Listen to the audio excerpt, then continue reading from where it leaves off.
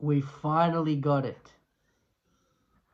After after fucking 4 MCU Spider-Man movies, we finally got one where he's not Iron Boy Jr. He's Spider-Man.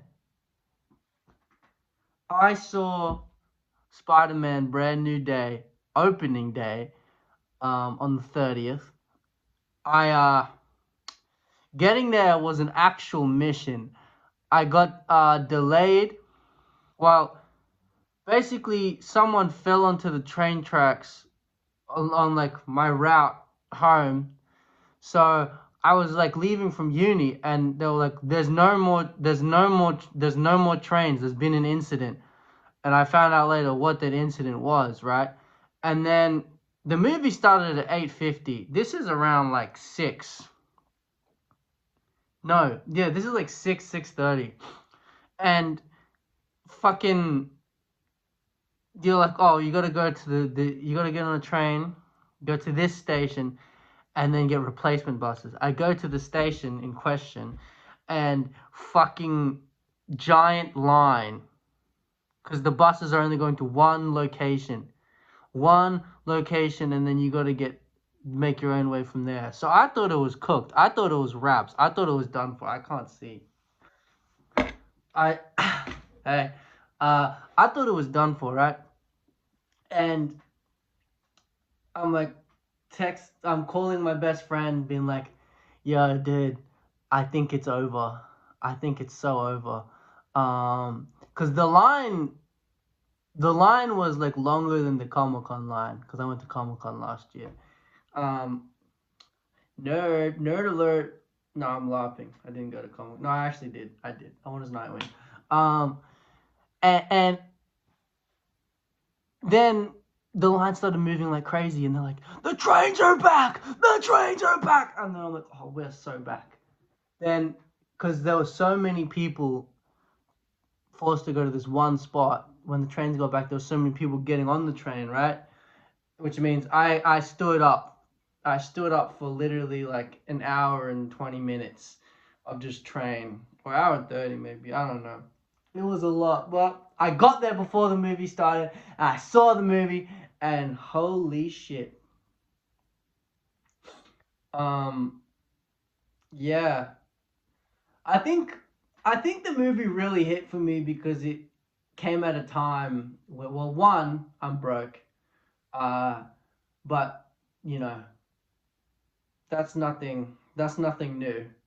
But you really feel it the older you get, um, and I feel like I'm fairly gifted. So in that way, me and Peter are similar, although I'm not as gifted as him. Like, that guy's a genius, and also he has spider powers. I'm smart, but the smarter you are, the smarter you are, the more you know how little you know. Um, and there's a lot of shit I got to learn.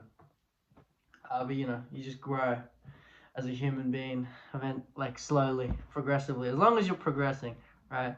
And then also the whole MJ relationship situation. Well, yeah, I'm in a bit of a complicated situation right now, so I felt Peter on that. Uh, and wait, this goes without saying that there's spoilers, right? Like, please watch the movie before you watch this. Um, Whoever the fuck was like, "Oh, we shouldn't do practical swinging," is a fucking idiot, because this is some of the best swinging. I was saying this, you feel like you're Spider Man, like dead ass. You feel, you feel like you're Spider Man. As in, the camera is so close to him, and you really, every web swing, it reminds me of the Spider-Man PS4 game, because the swinging in that and the one on the PS5, they it feels so refreshing, and each swing is like it just, you feel the weight of it, and you felt it in this movie, as well as I like the more emotional beats of it, where you see Peter going through it. I know, Spider-Man fan, when Spider-Man is depressed, yes, but genuinely, it was really good to see him going through shit, and being miserable, because that's when Peter, or Spider-Man in general, anyone can wear the mask.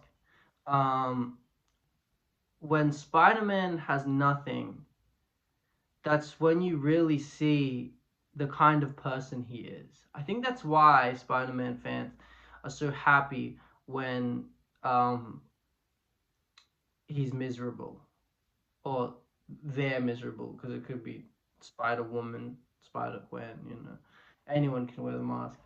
Um, but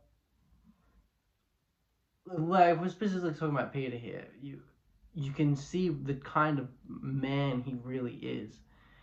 That he continues to do this even though he has nothing. And also, I like that the movie could be kind of used as like a